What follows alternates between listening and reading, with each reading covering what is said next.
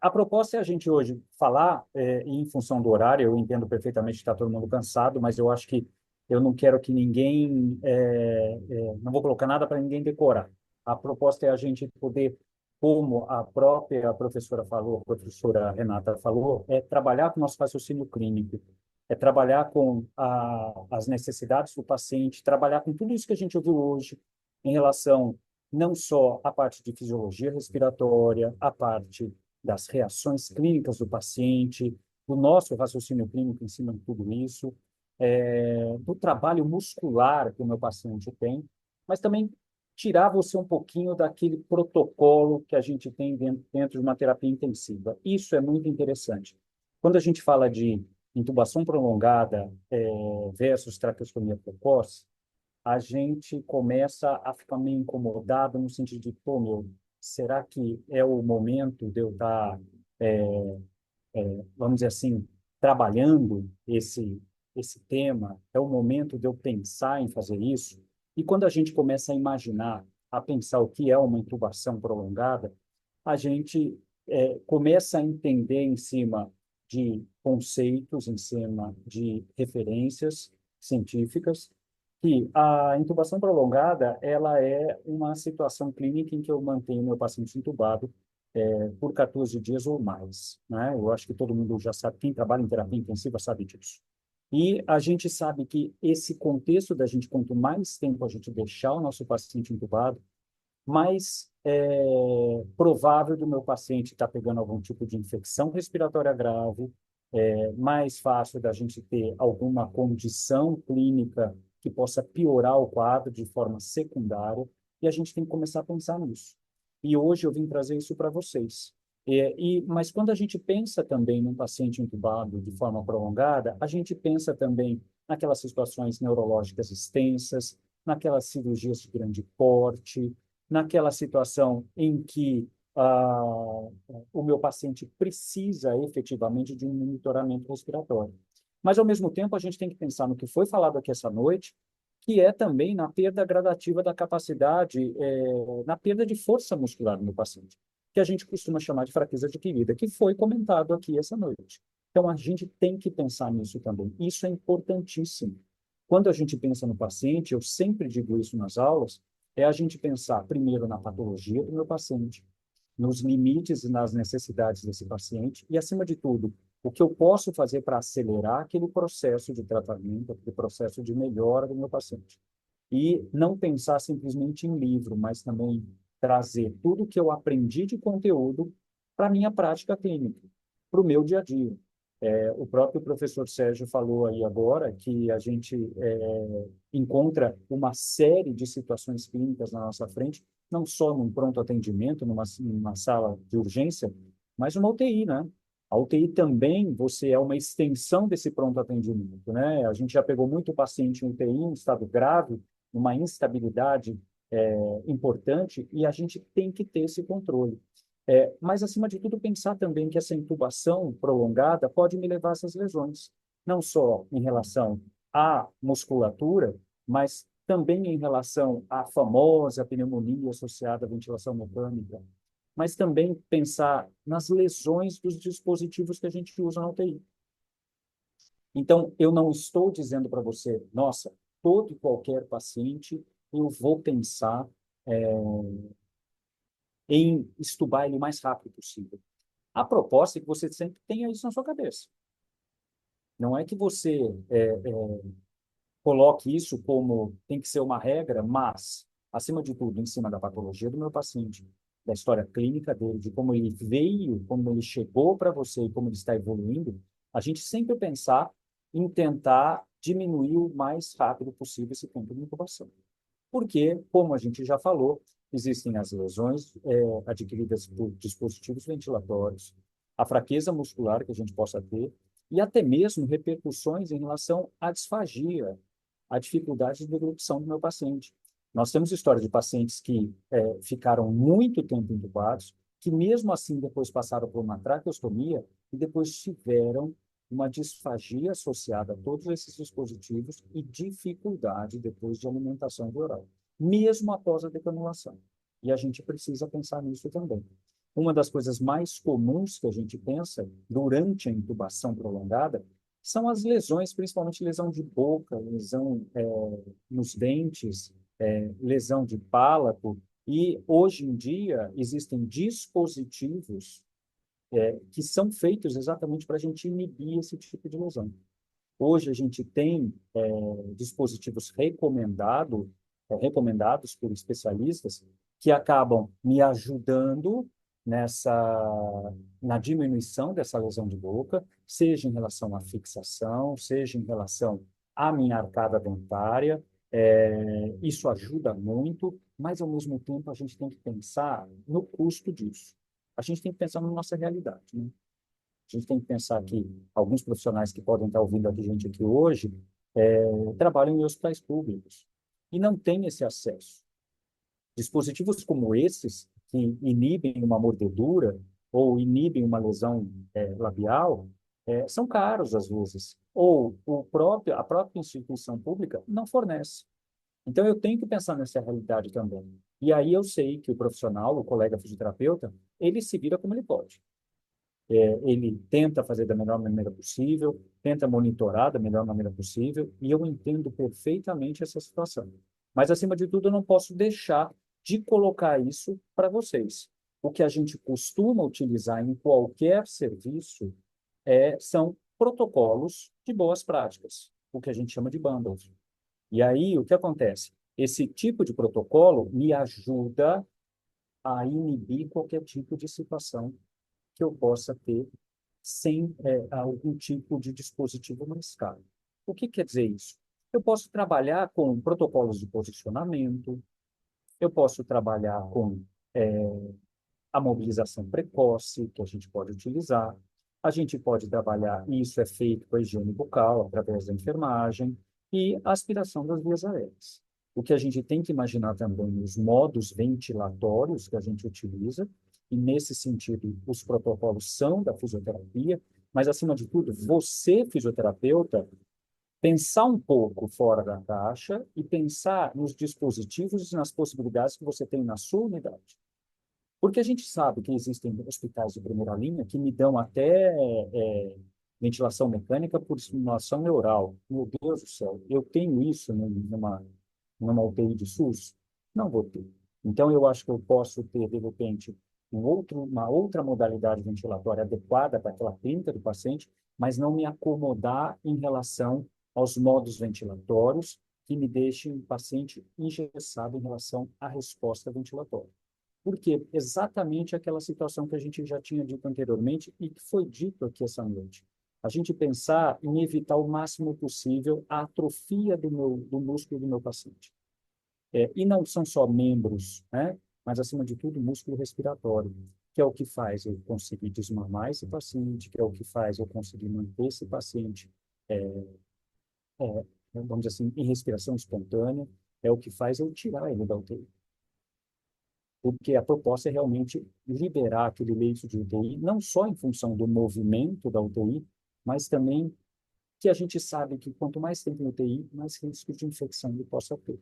Então, isso é importante a gente também avaliar. Acima de tudo, também avaliar, quando a gente pensa nesses protocolos que a gente trabalha, avaliar também a diminuição do risco das morbidades, né? E, não, e pensar, acima de tudo, essas morbidades, as infecções cruzadas que a gente fala. Porque é muito comum a gente ter infecção cruzada no hospital. E a gente tem que pensar nisso, tanto no momento de higiene daquele paciente, no momento de troca de curativo, no momento de alimentação, tudo isso é fator relevante. E isso é importante que a gente pense. E aí, quando eu penso nisso, quando eu penso no meu paciente em ventilação mecânica, eu penso que todo mundo acaba utilizando algumas conformidades, tá? Uma delas é a tabela RAS, que a gente costuma usar em UTI, que é muito comum, não só a tabela RAS, mas também em relação ao score Apache, que a gente também usa, exatamente analisando a gravidade desse paciente, e isso foi falado essa noite aqui também. Mais uma vez, a proposta pela hora, né? Eu não vou me atentar tanto aos detalhes, não só do RAS, como do Apache, mas a gente entender que como foi dito também aqui essa noite, a gente não pode achar que vai dar certo. Quando eu tenho um paciente entubado, eu preciso extubar esse paciente, ou preciso tomar alguma decisão em relação à opção de modo ventilatório, ou em relação à conduta clínica ou conduta fisioterapêutica, eu tenho que me basear em algumas evidências. E eu não vou pegar, de repente, um livro, eu não vou pegar uma, um website para poder saber o que eu vou fazer. Eu preciso de algumas tabelas rápidas e prontas para eu poder me basear nas atitudes que eu vou tomar, para não existir o famoso achismo. Eu achei que ia dar certo. Não. Eu avaliei não só a medicação que esse paciente está tomando, os exames desse paciente, a parte hemodinâmica desse paciente, as respostas musculares desse paciente, as respostas neurológicas desse paciente, a possibilidade desse paciente estar tendo sua própria defesa, então esse paciente tosse de forma adequada, esse paciente reage, esse paciente responde aos estímulos que a gente dá. Então, tudo isso é fator relevante. E a gente entende que, às vezes, a gente tem paciente... Olha, agora ficou meio alto esse som. Mas a gente entende que tem paciente... Eu vou até parar aqui, senão fica muito alto o som. Mas a gente entende que, às vezes, esse paciente ele pode ser elegível de extubação antes desses 14 anos, antes vamos dizer assim, dessa intubação prolongada que a gente está discutindo. E a gente segue alguns protocolos. E eu tenho certeza que grande parte dos colegas que trabalham em UTI aqui seguem esses protocolos, né?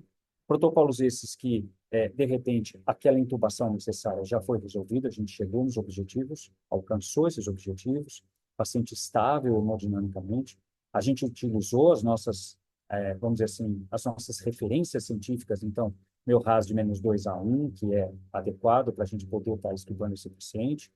Nossa relação perfusão também é importante para poder ter uma oxigenação adequada. O esforço respiratório, como eu falei, em relação ao músculo. Os parâmetros mais baixos, para que o meu paciente mostre que ele tem capacidade de ventilar de forma espontânea. Então, tudo isso é fator relevante. Eu preciso estar seguindo todas essas linhas. É importante que você siga todos esses componentes, esses fatores, para você ter sucesso na sua extubação. Mas, acima de tudo, o que foi discutido aqui, não só em relação à aspiração, à decamulação, mas o desmame, a equipe paciente concorda, todos da equipe concordam, médico, físico, enfermagem, fono, todo mundo concorda com essa explicação? Isso é importante. Não é uma decisão de um profissional somente, mas de uma decisão da equipe inteira, né? Da equipe como um todo. Isso é importante para que a gente possa ter um sucesso nessa extubação. Mas também a gente tem que pensar no que pode acontecer de errado.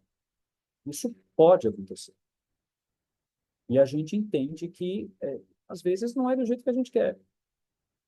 Às vezes, por mais que a gente tente todas as formas, né, tanto em relação à medicação, tanto em relação aos protocolos, tanto em relação aos modos ventilatórios adequados, meu paciente tem que reagir.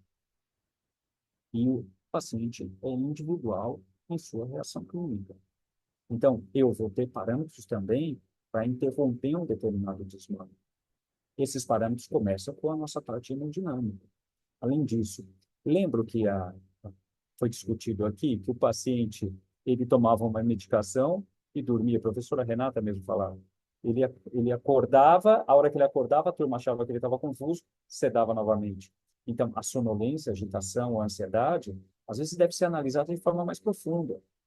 Quando a gente coloca esse item aqui, e esse item foi colocado antes da professora Renata estar discutindo isso hoje, na palestra dela, é que isso é levado em consideração também, mas às vezes não de forma tão detalhada.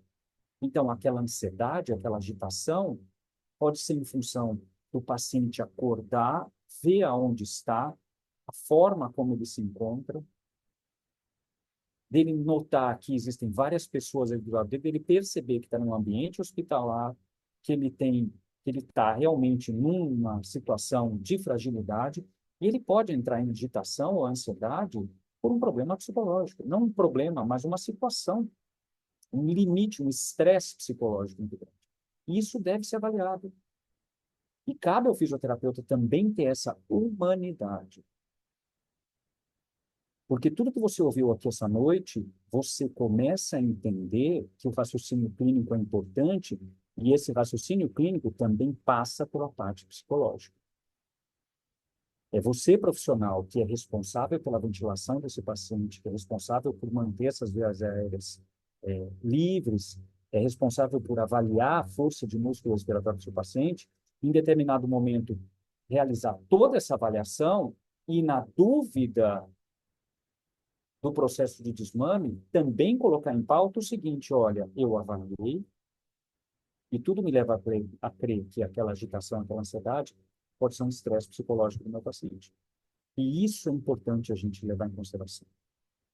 Então, a parte da ventilação técnica, aspiração, que foi discutido aqui, ventilação, força de músculo, importantíssimo.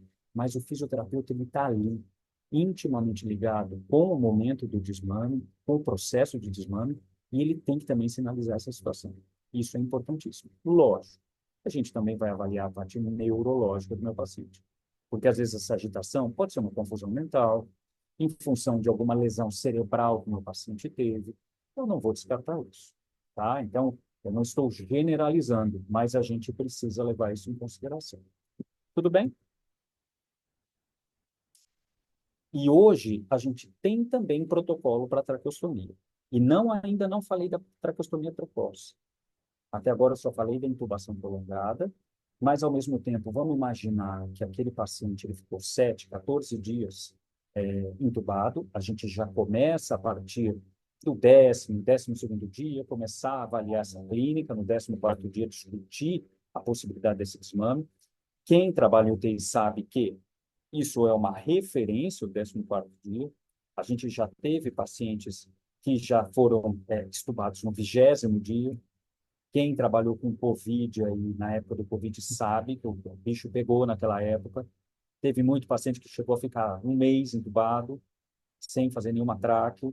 Quer dizer, tudo isso a gente tem que levar em consideração. Mas o protocolo de começar a se pensar numa traqueostomia após uma intubação prolongada é o que a gente sempre fala, é recomendado para pacientes por 14 dias ou mais, pacientes que têm algum tipo de clínica que eu entenda que ele vai ficar um tempo mais prolongado em suporte ventilatório.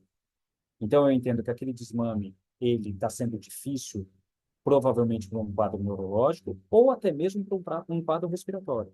Então, eu tenho, às vezes, um paciente que ele é um pulmonar crônico ou um cardiopata crônico grave e que não tem, vamos dizer assim, condição clínica de poder ficar fora no suporte ventilatório naquele momento. E eu preciso dar continuidade a isso, e eu preciso de tempo para trabalhar esse desmame. Porque quando a gente pensa em traqueostomia, numa terapia intensiva, a gente não pensa somente em infecção. A gente pensa em tempo para trabalhar esse desmame. E não necessariamente esse desmame dentro da terapia intensiva. Porque uma vez esse paciente traqueostomizado, eu posso levar ele para uma enfermaria, para uma semi-intensiva, ou até mesmo para casa. Eu trabalho hoje com pacientes graves no ambiente domiciliar, pacientes que vêm para a gente e as empresas já conhecem a nossa empresa como uma referência em pacientes graves. Então, a gente pega o paciente, às vezes até diretamente da UTI, e leva direto para o domicílio. Nem passa pela CM, nem pela enfermaria. Já sai da UTI para o domicílio. Porque tem toda uma equipe esperando, existe toda uma continuidade.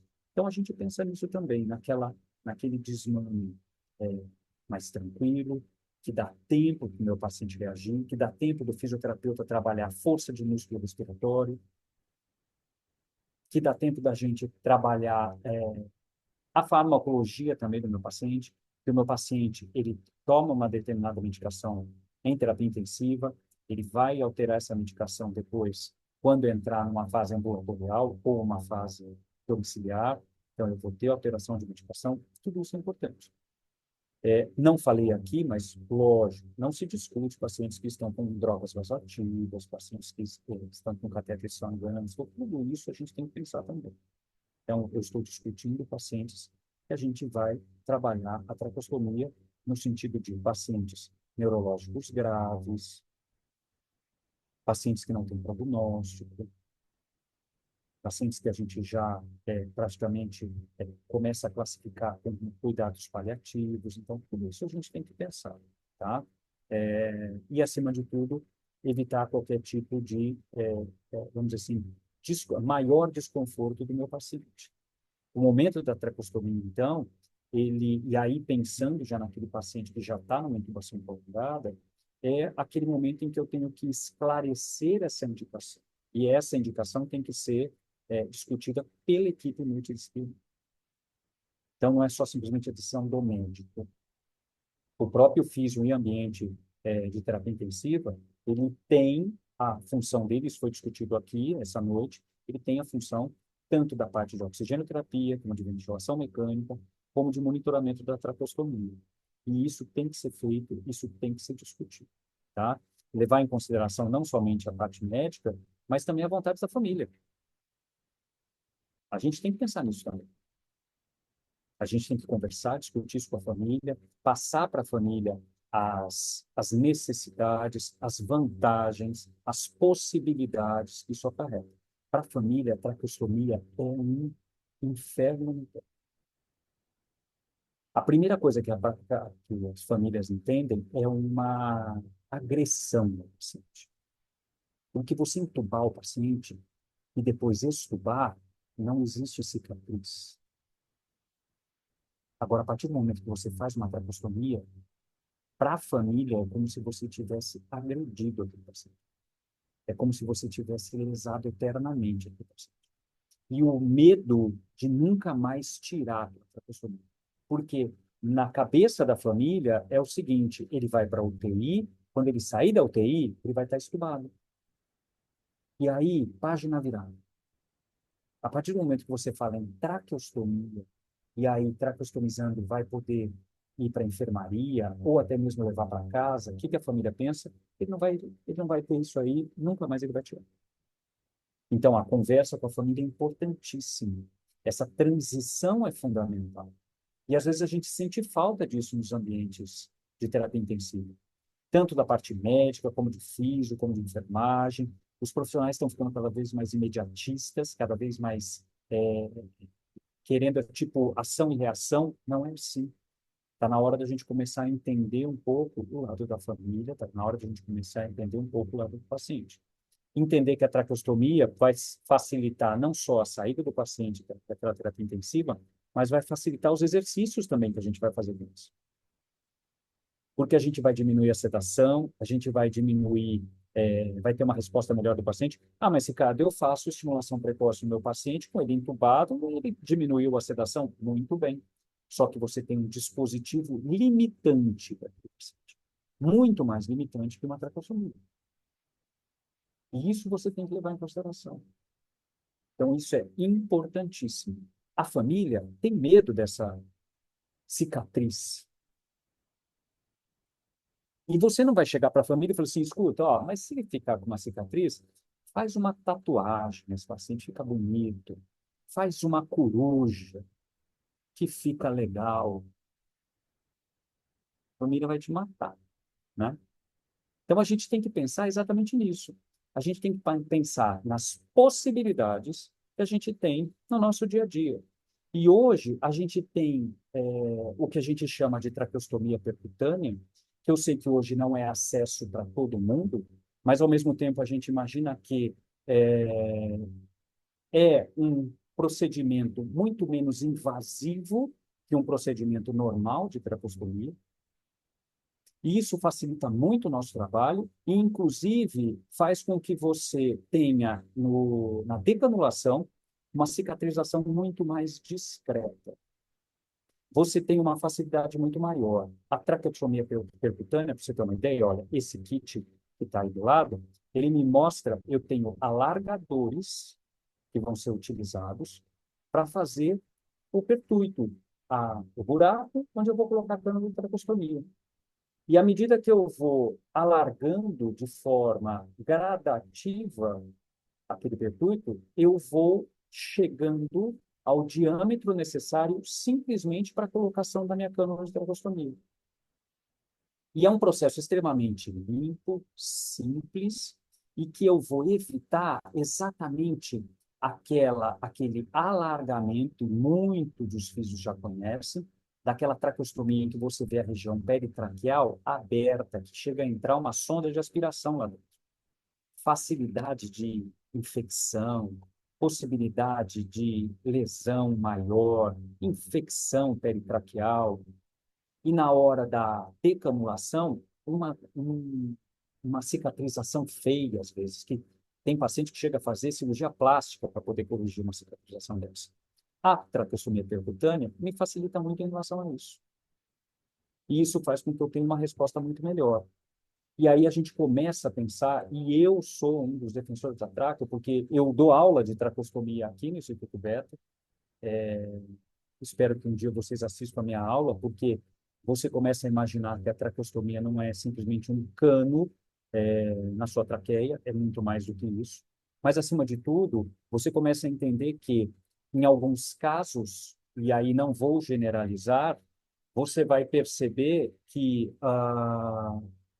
dependendo da clínica do seu paciente, e eu já falei, vou repetir, se é um paciente que eu já não tenho mais prognóstico, é um neurológico grave, uma lesão grave neurológica, ou um pulmonar grave, um cardiopata grave, o que eu vou fazer?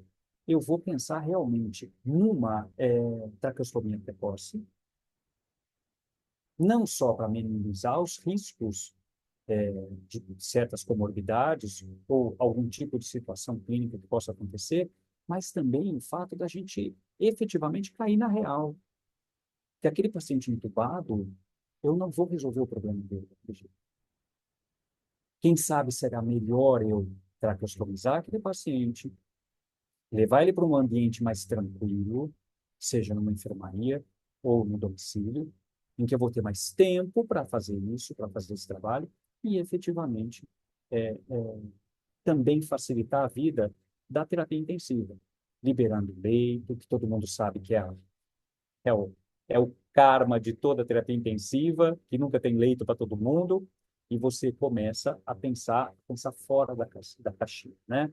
Então, reduzir o tempo de ventilação, diminuir o tempo de internação de UTI, uma taxa de desmame do respirador muito melhor,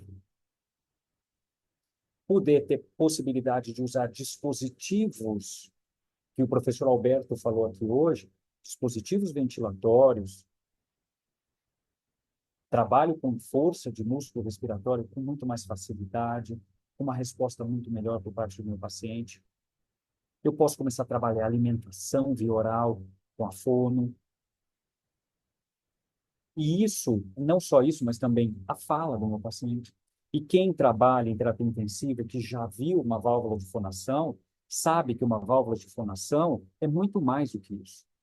Válvula de fonação trabalha a pressão subglótica. E a pressão subglótica é conscientização de viéria superior. Melhora a deglutição, melhora a fala, melhora o olfato, melhora o paladar, psicologicamente é melhor para o paciente. Então, isso é importante. A gente começar a pensar nos vários. Hoje a gente tem muitas possibilidades.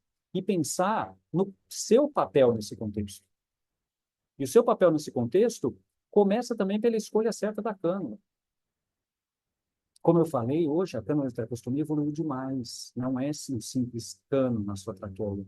Existem marcas, modelos específicos para determinada condição clínica ou patologia. Modelos que podem facilitar, inclusive, o processo de decanulação do seu paciente. E quando ele está traqueostomizado, eu tenho que pensar nos cuidados, na pressão do cuff, que a lesão de traqueia é, hoje, séria.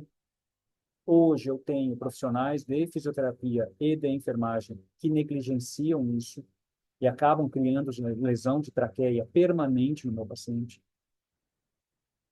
seja uma estenose de traqueia, seja uma traqueomalácia. Eu posso trabalhar com o traqueostomizado com outros modos ventilatórios, às vezes modos mais simples. que possam fazer com que eu vá para casa de forma mais fácil. Por quê? Porque eu estou ligado diretamente na pele do meu paciente. 5 minutinhos. Eu, tá, joia. Eu não tenho mais a minha via aérea superior como resistência. Eu estou diretamente ligado na traqueia do meu paciente.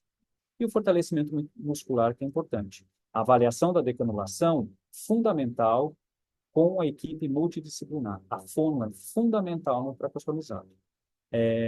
Como eu falei, existem várias marcas e modelos de cânulas de traqueostomia. E a gente tem que pensar nisso.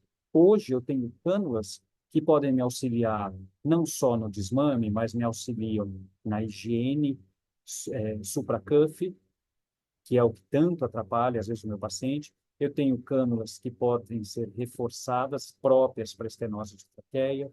Tenho cânulas que eu posso usar para pacientes que, às vezes, têm dificuldade em relação à obesidade, aquele pescoço muito largo, dificuldade de acesso àquela traqueia. Então, cânulas de todo tipo e modelo. E isso é importante a gente levar em consideração. E o monitoramento. Hoje, a gente não tem só um cufômetro.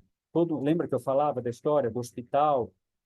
Hoje eu posso trabalhar com cufômetro, não só o cufômetro caseiro ou artesanal, que a gente faz com o esfigmo, com uma foto, mas hoje eu tenho cufômetros descartáveis, de fácil acesso, que custam hoje de 50 a 80 reais no cufômetro descartável. E pode mensurar a pressão do meu cuff e eu posso ter uma tranquilidade, vamos dizer assim, o mais importante, uma tranquilidade em relação à evolução do meu paciente. Mas pensando não só na intubação prolongada, mas na traqueostomia precoce, pensar acima de tudo na família, naquela família que está esperando o paciente sair daquela terapia intensiva e voltar para casa. A gente tem que nunca deixar de considerar o desgaste emocional dessa família e do paciente dentro da terapia intensiva, tá? Não deixar de trabalhar com a equipe multidisciplinar em relação à orientação e ao acolhimento dessa família. E, acima de tudo, você, profissional, que hoje assistiu todas as palestras que estavam aqui hoje, pensar também no seguinte, que você tem que se preparar tecnicamente e emocionalmente para o que você vai enfrentar em relação a pacientes graves, pacientes não só em terapia intensiva, mas também pacientes que possam precisar de você após essa terapia intensiva. Eu sei que tem profissionais aqui hoje que trabalham não só em UTI, mas trabalham também em clínica, trabalham em home care, e eu acho que você tem que sempre pensar nisso. A proposta é a gente sempre pensar no que for melhor para o meu paciente. Não ficar somente em protocolo, mas, acima de tudo, ficar pensando também que você tem capacidade técnica, você tem segurança para poder trabalhar com o seu paciente e para poder ter resultado. Tudo certo?